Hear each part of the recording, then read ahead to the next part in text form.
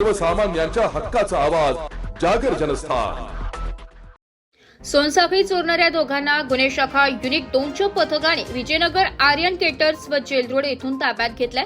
आज दिनांक 21 सप्टेंबर रोजी दुपारी 12 वाजता पोलिसांनी दिलेल्या माहितीनुसार इंद्रनगर भागातील Swami Vivekananda hall state bank समोर महिलेच्या गळ्यातील सोनसाखळी चोरी करण्यात आली होती।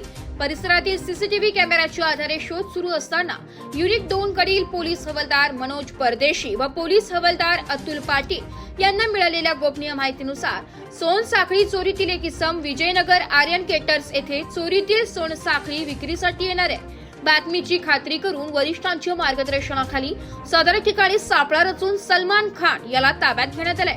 त्याच्याकडे अधिक विचारपूस केली असता त्याने गुन्ह्याची कबुली दिली आहे। तो अख्तर खान यांच्या आर्यन केटर्स येथे कामाला असून त्याने त्याचा मित्र अमोल मधुकर शहाणे राहणार दसक जेलरोड याच्यासोबत उपनगर आणि इंद्रनगर भागात महिलांच्या गळ्यातील सोनसाखळी चोरी केल्याची कबुली दिली आहे। अमोल शहाणे याला जेलरोड दसक भागात ताब्यात घेतलंय। दोघांच्या ताब्यातून एक दुचाकी, मोबाईल फोन, चोरीतील दागिन्यांची, सोन्याची लगड असं एकूण 3,47,000चा मुद्देमाल हस्तगत करण्यात पोलिसांना यश आलंय।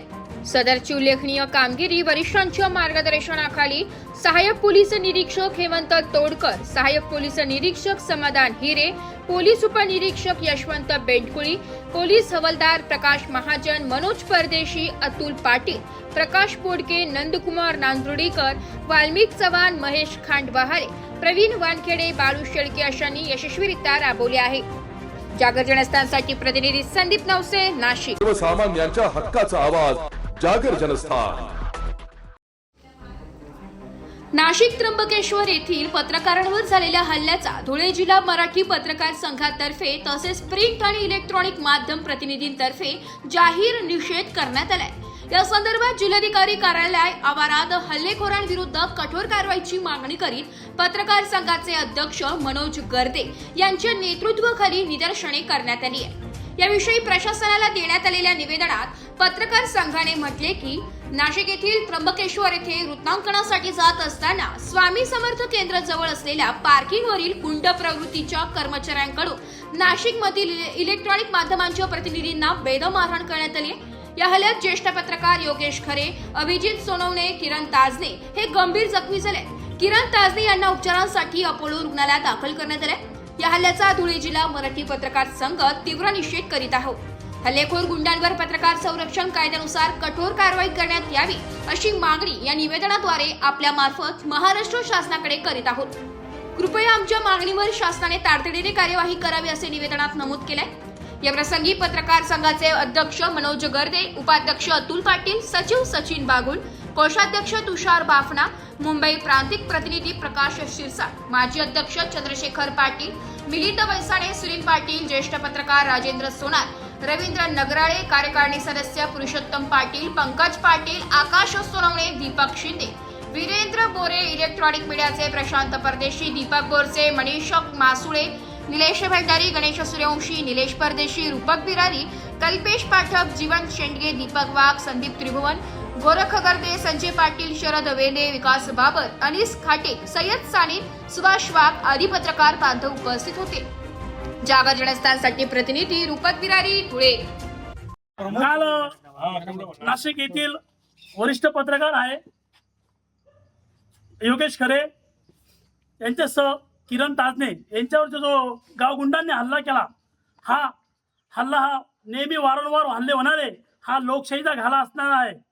या ज्या पत्रकार हा समाजासाठी अन्याय अत्याचार अहोरात्र मेहनत करत असतो आणि आता बातम्याचे गोळा करण्याचा वृत्त संकलन करण्यासाठी गेलेले असताना त्या ठिकाणी पत्रकारांवर जो हल्ला करण्यात आला त्या गावगुंडांना कठोर शासन झालंच पाहिजे। त्यासाठी आज आम्ही धुळे जिल्हा मराठी पत्रकार संघ, इलेक्ट्रॉनिक मीडिया तसेच धुळे जिल्ह्याचे सर्व पत्रकार बांधवांतर्फे आज आम्ही कलेक्टर कार्यालयात तीव्र निषेध करण्यात आलेला आहे। मी काल तिथं वरिष्ठ अधिकाऱ्यांशी संध्याकाळी मी त्यांना विचारणा केली। या संदर्भात त्या त्र्यंबकेश्वर पोलीस ठाण्यातील विभागीय अधिकारी वासुदेव देसले यांच्याशी संपर्क साधला असता त्यांनी असं सांगितलं की त्या ज्या पत्रकारांवर जो हल्ला करण्यात आला आहे त्या गावगुंडांना त्वरित अटक करून त्यांच्यावर आम्ही कारवाई करण्यात आली आहे, त्याबद्दल त्या अधिकाऱ्यांचे आम्ही अभिनंदन करतो. पण कारवाई त्यांच्यावर कठोर कारवाई करण्यात यावी आणि कठोर त्यांना शासन झालं पाहिजे, असे आम्ही धुळे जिल्हा मराठी पत्रकार संघ तसेच आमचे सर्व पत्रकार बांधव इलेक्ट्रॉनिक मीडियातर्फे आम्ही त्यांचे सर्व निश्चित करत आहोत. सर्वसामान्यांच्या हक्काचा आवाज जागर जनस्थान. धुळे शहरातील जुनी महानगरपालिका प्रवेशद्वारासमोर मोठ्या प्रमाणात गटारीचं पाणी वाहत असल्याने प्रवेशद्वारातून आत जाण्याचा मार्ग रविवारी पूर्णपणे बंद झालाय. प्रवेशद्वारापासून थेट रस्त्याच्या अर्ध्या भागापर्यंत गटारीचे पाणी मोठ्या प्रमाणावर पसरून वाहत आहे. त्यामुळे येणाऱ्या जाणाऱ्या वाहन चालकांना वाहतुकीस अडथळे निर्माण झाले. तसेच परिसरातील व्यावसायिक, दुकानदार यांची आणि रस्त्यावर ये-जा करणाऱ्या नागरिकांच्या आरोग्याला मोठा धोका निर्माण झालाय. हे दुर्गंधीयुक्त घाण पाणी पाहून येथून नाक दाबूनच पुढे जावे लागत आहे. महापालिकेच्या प्रवेशद्वारासमोरच अशी अवस्था असेल तर शहराचं इतरत्र हाल काय असतील याबाबत नागरिक संतप्त भावना व्यक्त करीत आहेत. जागर जनस्थानसाठी प्रतिनिधी रूपक बिरारी, धुळे. नागरिकांनो, ही आहे जुनी महानगरपालिका आणि या जुनी महानगरपालिका मध्ये पाऊस नसताना सुद्धा या महापालिकेच्या बाहेर प्रचंड प्रमाणात गटारीचं दुर्गंधयुक्त पाणी येत आहे. विशेष म्हणजे या महानगरपालिकेमध्ये स्वच्छता निरीक्षक, आरोग्य निरीक्षक असे सर्व मोठे अधिकारी जे धुळे शहराच्या स्वच्छतेचा भरपूर पगार घेतात त्यांचे कार्यालय आहे. अहो, तुमच्या स्वच्छता आणि आरोग्य साहेबांच्या दालनाच्या बाहेर जर अशी परिस्थिती आहे तर धुळे शहराची किती भयानक परिस्थिती. वास्तविक धुळे शहरात पाऊसच नाही आहे, म्हणजे पुढं गटरीचं पाणी बाहेर येतं आहे आणि येणाऱ्या जाणाऱ्या लोकांना त्रास होतो. इथं जवळ शाळा आहे, महाविद्यालय आहे, प्रचंड प्रमाणात इथं लोकांची गर्दी राहते. तरी महापालिकेचे आयुक्त आणि अधिकाऱ्यांना अरे लाजा वाटू द्या, हे सर्व घाण पाणी बाहेर येतं आहे आणि लोकांच्या अंगावर उठून राहिलं, दुर्गंधी बसून राहिली, आरोग्य सेवा बिघडलेली आहे. तरी लवकरात लवकर हे गटरीमधून जे पाणी बाहेर येत आहे ना, लवकर आवरा, नाही तर अन्यथा हे पाणी शिवसेना उद्धव बाळासाहेब ठाकरे पक्षातर्फे अधिकाऱ्यांच्या घरामध्ये आणि दालनामध्ये टाकण्यात. नाशिक मनपा हद्दीतील करदात्यांना सूचित करण्यात येते की 2025-26 या वित्तीय वर्षांचे मालमत्ता कराचे देयके मनपाच्या संकेतस्थळावर उपलब्ध करून देण्यात आलेली आहेत. त्यानुसार मालमत्ता कराची थकबाकीसह चालू मागणी रक्कम एक रकमी भरणा केल्यास शास्ती व इतर फी मध्ये सवलत देण्यात येणार आहे. 1 सप्टेंबर ते 31 ऑक्टोबर 2025 पर्यंत चालू वित्तीय वर्षाचा मालमत्ता कर एक रकमी भरल्यास 95% सूट, तर 1 नोव्हेंबर ते 30 नोव्हेंबर 2025 पर्यंत भरल्यास 85% सूट मिळेल. नाशिक महानगरपालिकेच्या कर आकारणी विभागाद्वारे जनहितार्थ प्रसारित. सर्वसामान्यांच्या हक्काचा आवाज जागर जनस्थान. जिल्हाधिकारी कार्यालयाच्या बैठकीत वाद घालणाऱ्या भाजपच्या पदाधिकाऱ्यांवर गुन्हा दाखल करण्याची मागणी शिवसेना उद्धव बाळासाहेब ठाकरे गटाने केली आहे. काल धुळे जिल्हाधिकारी कार्यालयाच्या सभागृहात आग्रा रोडवरील संदर्भात शिवसेना उद्धव बाळासाहेब ठाकरे पक्षाच्या उपनेते शुभांगी पाटील आणि भाजपचे हिरामण गवळी आणि जिल्हाध्यक्ष गजेंद्र अंबळकर यांच्यात वाद झाल्याची घटना घडली होती. या प्रकरणी भाजपाच्या पदाधिकाऱ्यांवर सुमोटो दाखल करून कारवाई करण्यात यावी अशी मागणी शिवसेना उद्धव बाळासाहेब ठाकरे पक्षाने केली असून या संदर्भात जिल्हा प्रशासनाला निवेदन देण्यात आलंय. एका महिलेवर आणि तिच्या पतीशी असभ्य वर्तन भाजपच्या पदाधिकाऱ्यांनी केले असून त्यांच्यावर कठोर कारवाई करण्याची मागणी शिवसेना उद्धव ठाकरे पक्षाने केली आहे. जागर जनस्थानसाठी प्रतिनिधी रूपक बिरारी, धुळे. आम्ही जिल्हाधिकारी यांना निवेदन द्यायला आलेलो होतो, कारण की शासकीय दालनात काल मीटिंग होती आणि तिथे सर्व पक्षी होते, आमदार होते, खासदार होते, SP होते, कलेक्टर होते, आयुक्त होत्या. हे सगळे असताना सुद्धा हिरामण गवळीसारखा व्यक्ती येतो आणि अरेरावीच्या भाषेने, घाणेरड्या भाषेत वर्तन करतो, एकेरी भाषेने म्हणतो की हिच्या दारासमोर लावा, हिच्या दारासमोर लावा.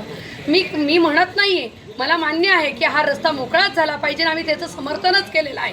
सगळ्या पक्षीय सगळ्यांनी समर्थन केलेलं होतं. आमचं म्हणणं एवढंच होतं की एक योग्य ठिकाणी जागा द्या, योग्य ठिकाणी भाजी विक्रेता मार्केट करा, एवढंच म्हणणं होतं. ते पण मी बसून बोलत होती, तेवढ्यात हिरामण गवळीसारखा व्यक्ती येतो आणि त्यांचा जिल्हाध्यक्ष एक जोरात येऊन अंगावर धावून, तुम्ही सगळ्यांनी, पत्रकार भावांनीच ती बाई दाखवलेली आहे, मीडियासमोर सगळ्यांनी बघितलेलं आहे, सगळ्यांनी चित्रीकरण केलेलं आहे. म्हणजे हा व्यक्ती अंगावर जाऊन जातो. एका शिक्षकाच्या फक्त एवढंच बोलले की हे तुमचे संस्कार आहेत का, संस्कार आहेत का म्हटल्यावर अंगावर जाऊन जाणं ही कुठली लोकशाहीला लज्जास्पद घटना काल धुळे शहरात घडलेली आहे. आणि ते पण SP साहेबांनी, कलेक्टर साहेबांनी त्यांच्यावर सुमोटो दाखल झाला पाहिजे होता, त्यांच्यावर गुन्हा स्वतःने दाखल केला पाहिजे होता. तो दाखल केला नाही. तरी आम्ही सगळे शिवसैनिक आणि सगळ्या पक्षाचे लोक तिथे गेलो तरीसुद्धा अदखलपात्र गुन्हा होईल म्हणे, दखल आम्ही घेणार नाही असं जेव्हा सांगण्यात आलं त्यावेळेला आम्हाला इकडचं असं दरवाजा ठोठावलेला आहे. आमचे पक्षश्रेष्ठी साहेबसुद्धा, उद्धव साहेबांनी, संजय राऊत साहेबांनी पण याची दखल घेतलेली आहे. जर यांच्यावर कारवाई झाली नाही तर आम्हाला सगळेजण, आम्ही बापूजी आहेत, तुमची महिला आघाडी आहे, आम्हाला याच्यावर नक्कीच ठोस पावलं उचलण्याची गरज झालेली. कारण की माझ्यासारखी महिला, पदाधिकारी महिला सुरक्षित नाही तर धुळे शहरातली महिला नेमकी सुरक्षित आहे का हा प्रश्नचिन्ह आहे.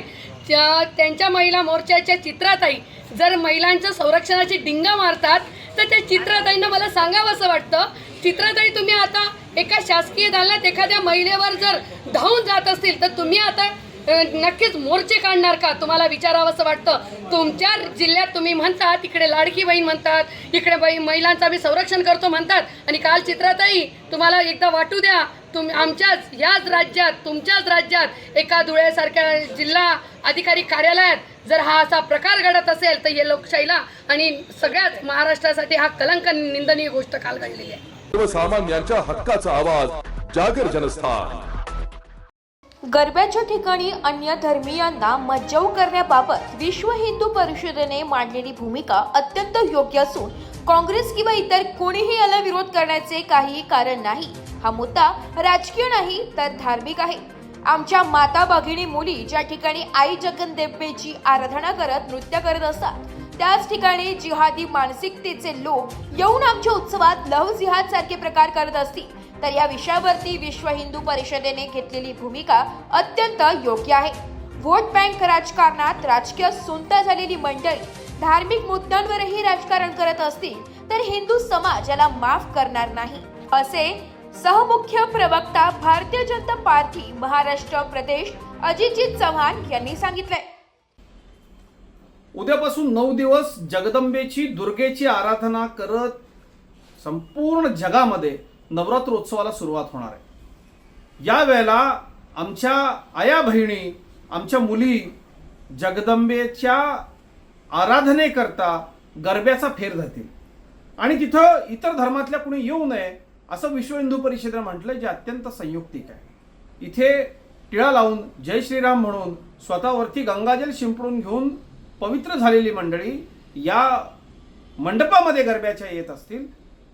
आणि याबाबत हिंदू धर्माच्या बाबतीत काम करणाऱ्या काही धर्म संस्थांनी काही आवाहन केलं असेल तर त्यात काँग्रेस किंवा इतर कोणाच्याही पोटात दुखण्याचं काहीही कारण नाही. हा आमचा धार्मिक विषय आहे. या ठिकाणी आमच्या जगदंबेच्या आराधनेला जमलेल्या आमच्या आया बहिणींचं वाईट प्रवृत्तींपासून रक्षण करण्याची जबाबदारी आमची आहे. कारण गेले अनेक वर्ष जिहादी मानसिकतेची मंडळी या सगळ्या विषयामध्ये कशा पद्धतीनं हैदोस घालतायत हे समोर आलंय. जर याला कोणी विरोध करणार असेल तर तो विरोध आम्ही मोडून काढू. दुर्गेची आणि भवानीची भक्ती करत असताना हे 9 दिवस आम्ही अतिशय पावित्र्यात घालवू इच्छितो. मुसलमानांच्या मशिदीत कुणी कसं जावं, ख्रिश्चनांच्या गिरिजाघरात कुणी कसं जावं हे त्यांचे धर्मगुरू ठरवतात, त्यांचे धार्मिक नेते ठरवतात. तसाच तो हिंदूंनाही अधिकार आहे. मात्र राजकीय सुंता झालेल्या काही काँग्रेसींना जिहादी लोकांचा पुळका आला असेल तर ज्या भवानीच्या साधनेमध्ये 9 दिवस आम्ही उपवासात असतो त्या भवानीच्या शेजारी तलवार देखील असते. भवानीचे उपासक या भगव्याच्या रक्षणासाठी कशा पद्धतीनं एल्गार करतात हे धर्माच्या विरोधकांनी यापूर्वी हजारो वर्ष पाहिलेले. त्यामुळं मतासाठी धर्म विकणाऱ्या काँग्रेसींनी तर यात पडूच नये. ज्या ज्या ठिकाणी गरबे होणार आहेत त्या ठिकाणी हिंदू बहिणींच्यावर वाईट नजर टाकणाऱ्या जिहादींना येऊच देऊ नये याकरता झालेले सर्व प्रयत्न स्वागतार्ह आहेत. सर्वसामान्यांच्या हक्काचा आवाज जागर जनस्थान. धुळे तालुक्यातील कापडणे येथील बँक ऑफ महाराष्ट्र शाखेच्या वतीने शेतकऱ्यांसाठी कृषी मेळाव्याचे आयोजन करण्यात आले होते. या मेळाव्यात शेतकऱ्यांना बँकेच्या व शासनाने शेतकऱ्यांसाठी सुरू केलेल्या विविध योजनांची माहिती देण्यात आली आहे.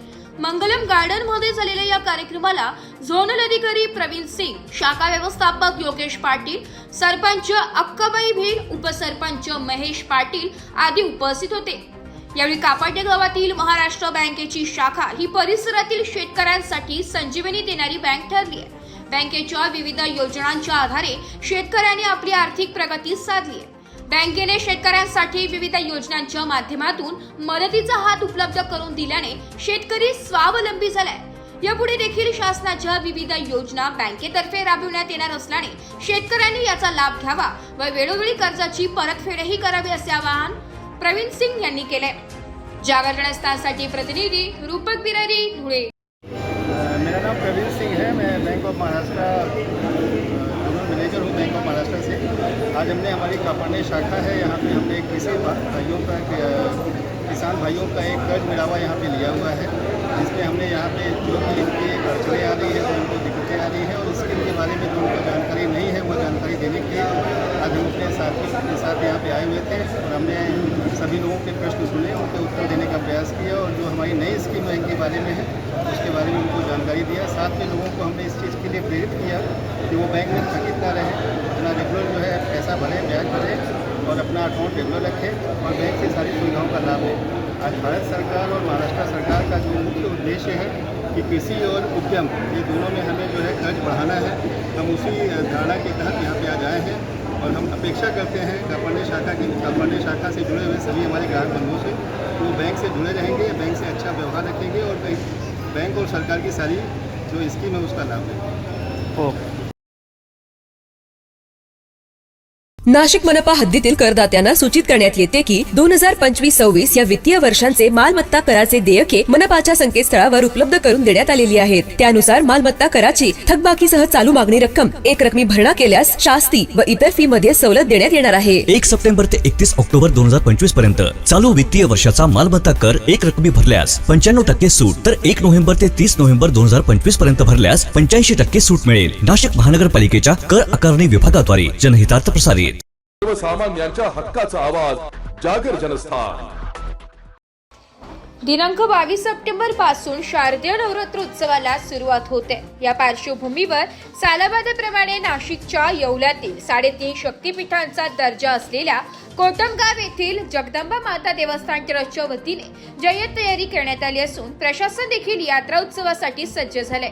खेळण्यासाठी दुकाने, हॉटेल, पाळणे यांच्यासाठी जागा निश्चित करून घटी बसविणाऱ्या भाविकांसाठी व दर्शनाला येणाऱ्या भाविकांसाठी पिण्याच्या पाण्याची सोय, देवस्थानच्या स्वयंसेवकांबरोबर पोलिसांचाही बंदोबस्त ठेवण्यात येणार आहे।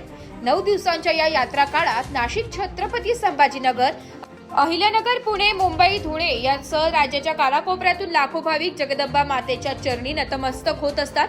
दरम्यान यावर्षी कोटमगाव येथील यात्रा उत्सवाची नेमकी काय तयारी झाली आहे या संदर्भात आढावा घेतलाय आमचे प्रतिनिधी सचिन वखारे येवला यांनी। जागर जनस्थानसाठी प्रतिनिधी सचिन वखारे, येवला। रावसाहेब छबू कोट में जगदंबा देवस्थान अध्यक्ष। शारदीय नवरात्र 22 सप्टेंबर पासून चालू होत आहे, तर यात्रेचे नियोजन जबरदस्त चालू आहे। आम्ही येणाऱ्या भाविकांसाठी आणि येणाऱ्या घटीभरणासाठी सगळ्या सुविधा उपलब्ध करून देत आहे। त्यात मोफत फराळाची, पाण्याची बंदोबस्त, पोलीस प्रशासकीय कामकाज एकदम व्यवस्थित चालू आहे। एवढं चालू आहे। आलेल्या भाविकांचं मी स्वागत करतो जगदंबा देवस्थानच्या वतीने। भाऊसाहेब लक्ष्मण आदमने, जगदंबा देवस्थान ट्रस्टचा उपाध्यक्ष या नात्यानं सांगतो की आमचं हे देवस्थान जगदंबा देवस्थान हे अतिशय जाज्वल्य, जागृत, स्वयंभू असून नवसाला पावणारी देवी म्हणून सर्व दूरवर हिची कीर्ती पसरली असल्यामुळं इथं लाखो भाविक यात्रेच्या काळात दर्शनासाठी येत असतात।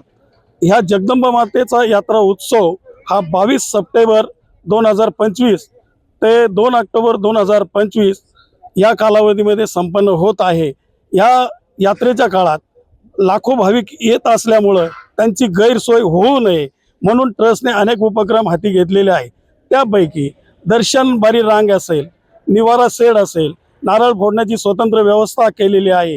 तसेच या यात्रेवर नियंत्रण ठेवण्यासाठी किंवा चोऱ्या माऱ्या, पाकिटमारी सारखा प्रकार होऊ नये, अनुचित प्रकार घडू नये यासाठी येवला शहर पोलीस स्टेशनच्या वतीनं चोख बंदोबस्त असतो। तसेच आमच्या मंदिर प्रशासनाच्या वतीनं मंदिर व मंदिर परिसरामध्ये CCTV कायमस्वरूपी बसवण्यात आलेले आहे. जगदंबेची महाआरती रात्री झाल्यानंतर सांस्कृतिक कार्यक्रमाचं आयोजन केलेलं आहे. भजन, कीर्तन, भारुड इत्यादी कार्यक्रम चालतात. सकाळी भागवत कथा, देवी भागवत होतं. हे जे ठिकाण आहे की संस्थान आहे हे 3 जिल्ह्याच्या सीमेरेषे नजीक वसलेलं आहे. त्यामुळं महाराष्ट्राच्या कानाकोपऱ्यातून परराज्यातून लाखो भाविक दर्शनासाठी येत असतात. तर भाविकांना मी ट्रस्टच्या वतीनं एक नम्र विनंती करतो का आपण एकदा तरी दर्शनासाठी यावे आणि आई जगदंबेचा आशीर्वाद प्राप्त करून घ्यावा, ही ट्रस्टच्या वतीनं नम्र विनंती. सालावादप्रमाणे यावर्षी देखील कोटमगाव यात्रा उत्सवासाठी ग्रामपंचायत प्रशासन व कोटमगाव देवस्थान प्रशासनाने येणाऱ्या भाविकांसाठी तसेच इथे बसणाऱ्या दुकानदारांसाठी ग्रामपंचायतीने जागेची मार्किंग करून जागा वाटप सुरू केलेले. त्याचप्रमाणे भाविकांसाठी स्वच्छ पाण्याची सुविधा तसेच आरोग्यविषयक सुविधांचा ग्रामपंचायतीने परिपूर्ण तयारी केलेली आहे. सर्वसामान्यांच्या हक्काचा आवाज जागर जनस्थान. सागर जाधव यांच्यावर पंचवटी भागात गोळीबार प्रकरणी भाजपचे माजी नगरसेवक जगदीश पाटील यांना पोलिसांकडून आज दिनांक 21 सप्टेंबर रोजी सकाळी 11 वाजता अटक करण्यात आली आहे. विशेष म्हणजे भाजपचे मंत्री गिरीश महाजन हे नाशिकमध्ये असताना पाटील यांना पंचवटी पोलिसांनी अटक केली आहे. भाजपचे संकट मोचक मानले जाणारे गिरीश महाजन नाशिकमध्ये असताना ही अटक झाल्याने राजकीय वर्तुळात चांगली चर्चा होत आहे. तसेच तांदूर नाका येथील राहुल धोत्रे खुना प्रकरणात भाजपा माजी नगरसेवक उद्धव निमसे हे सुद्धा पोलिसांच्या ताब्यात आहे. आगामी महानगरपालिकेच्या निवडणुका डोळ्यासमोर असताना निमसे आणि पाटील यांच्यावर झालेल्या आरोपामुळे पूर्व मतदारसंघात आपले वर्चस्व राखण्यासाठी भाजपला मोठे अवघड झाल्याचं चित्र दिसून येत आहे. काही दिवसांपूर्वी सागर जाधव याच्यावर वर्चस्व वादातून गोळीबार करण्यात आला होता. जगदीश पाटील हे सराईत गुन्हेगारांसोबत चर्चासत्र व गोळीबार प्रकरणात हस्तक्षेप असल्याचं स्पष्ट झालंय. त्यामुळे पंचवटी पोलिसांनी त्यांना ताब्यात घेतलं असून कायदेशीर कारवाई सुरू आहे. जागर जनस्थानसाठी प्रतिनिधी संदीप नवसे, नाशिक. सर्वसामान्यांच्या हक्काचा आवाज जागर जनस्थान. जातीय दंगलीत जीवे ठार मारण्याचा प्रयत्न करून फरार असलेल्या आरोपीला गुन्हे शाखा युनिट 1 पथकाने तब्बल 1.5 वर्षानंतर ताब्यात घेतलंय. आज दिनांक 21 सप्टेंबर रोजी दुपारी 3 वाजता पोलिसांनी दिलेल्या माहितीनुसार भद्रकाली भागातील धम्मनगर येथे जातीय दंगलीत सहभागी असून जीवे ठार मारण्याचा प्रयत्न केल्याप्रकरणी भद्रकाली पोलीस ठाण्यात अरफात अमीन पठाण राहणार अमरधान रोड, शिवाजी चौक, कथडा, जुने नाशिक याच्यावर गुन्हा दाखल करण्यात आला होता. 1.5 वर्षानंतर तो शिवाजी चौक, जुने नाशिक मधील खुशी मल्टिपल स्टोअर्स या दुकानात असल्याची माहिती गुन्हे शाखा युनिट 1 चे पोलीस हवालदार प्रदीप म्हस्ते व पोलीस अंमलदार मुक्तार शेख यांना मिळाली. त्यानुसार बातमीची खात्री करून वरिष्ठांच्या मार्गदर्शनाखाली सदर ठिकाणी सापळा रचून त्याला ताब्यात घेण्यात आले. पुढील कारवाईसाठी त्याला भद्रकाली पोलिसांच्या ताब्यात देण्यात आले. सदरची उल्लेखनीय कामगिरी वरिष्ठांच्या मार्गदर्शनाखाली गुन्हे शाखा युनिट 1 चे वरिष्ठ पोलीस निरीक्षक मधुकर कड, पोलीस उपनिरीक्षक सुदाम सांगळे, पोलीस हवालदार प्रदीप म्हसदे, प्रशांत मरकड, विशाल काठे, नाझिम खान पठाण, विशाल देवरे, मिलिंद सिंग परदेशी, रोहिदास लिलके, मुक्तार शेख, सुखराम पवार अशांनी यशस्वीरित्या राबवली आहे. जागर जनस्थानसाठी प्रतिनिधी संदीप नवसे, नाशिक. नाशिक मनपा हद्दीतील करदात्यांना सूचित करण्यात येते की 2025-26 या वित्तीय वर्षांचे मालमत्ता कराचे देयके मनपाच्या संकेतस्थळावर उपलब्ध करून देण्यात आलेली आहेत. त्यानुसार मालमत्ता कराची थकबाकीसह चालू मागणी रक्कम एक रकमी भरणा केल्यास शास्ती व इतर फी मध्ये सवलत देण्यात येणार आहे. 1 सप्टेंबर ते 31 ऑक्टोबर 2025 पर्यंत चालू वित्तीय वर्षाचा मालमत्ता कर एक रकमी भरल्यास 95% सूट, तर 1 नोव्हेंबर ते 30 नोव्हेंबर 2025 पर्यंत भरल्यास 85% सूट मिळेल. नाशिक महानगरपालिकेच्या कर आकारणी विभागाद्वारे जनहितार्थ प्रसारित.